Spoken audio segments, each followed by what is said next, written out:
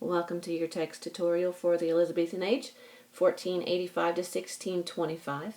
It is at a time period where we finally have modern English, and so even though it's going to sound more unusual than what we say today, the way we speak today, it is written in a way that with the letters that we understand and actually with words we still use.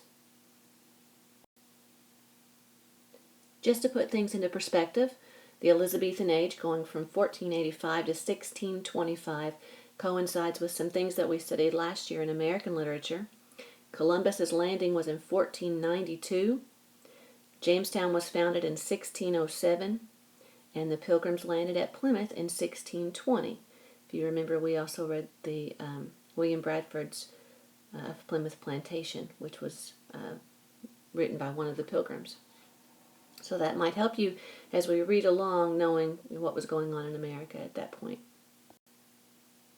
The Elizabethan Age began with the reign of Henry VII, who was a Tudor king, and he helped to end the War of the Roses and to begin this new royal line known as the Tudors, and it was a time of peace and prosperity, at least through 1509.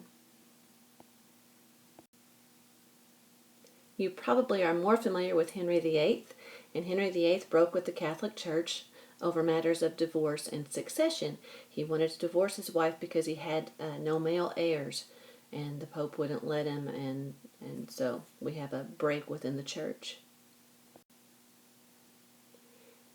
During the Elizabethan Age, feudalism collapsed and a new economy took shape, and that brought a lot of prosperity to England. Money became the source of power, and banking became a business. During the early 1500s, a protest against the Roman Catholic Church was spreading, called the Protestant Reformation.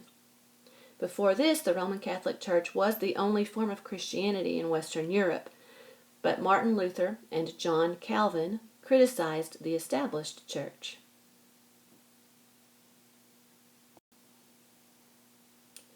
By the 1530s, Henry VIII had aligned himself and England with the Protestants. Again, he wanted his marriage annulled because his wife produced no male heirs, but Pope Clement VII denied him that opportunity. He refused, so when Henry broke with the church, he also established himself as the head of the Anglican Church, also the Church of England, and made himself this all-powerful leader over the church. Another thing to note is that during the reign of Queen Elizabeth, England became a great sea power.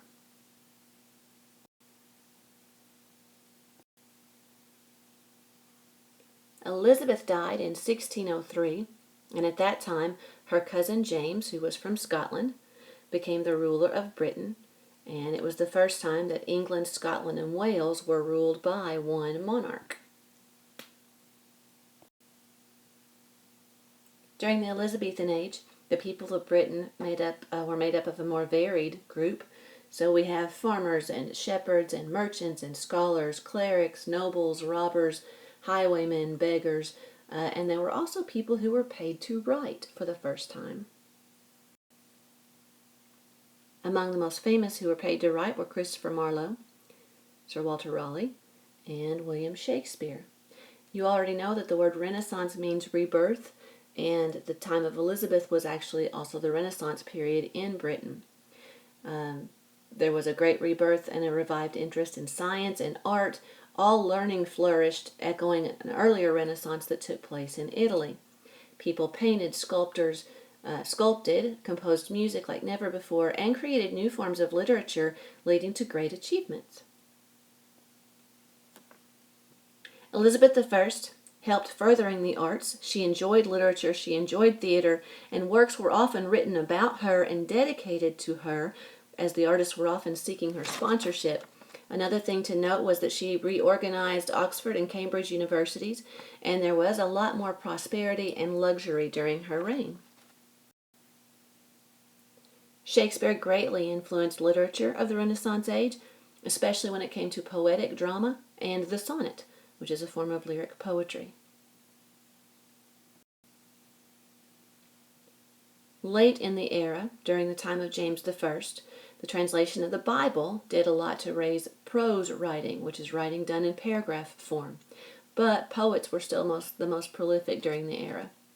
Writers viewed writing as a profession. They expected to be paid for their work. Playwrights made very little money for their work.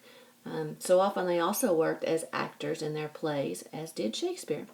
Finally, the period ended when James I died in 1625. And you need to remind me to give you a list of quite a few terms for study. I don't have them listed in this tutorial, but you still need to know them before test time. Thanks a whole bunch. Bye.